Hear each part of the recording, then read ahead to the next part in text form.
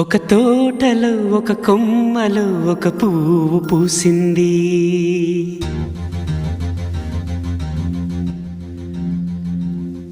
మహారాణిలా మహాలక్ష్మిలా ఆ పువ్వు నవ్వింది.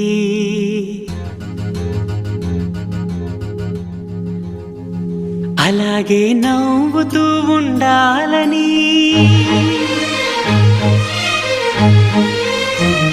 అలాగే నవ్వుతూ ఉండాలని నింగి నేల వాగు వంక చెట్టు చేమ గువగూడు ఆశీర్వదించాయి.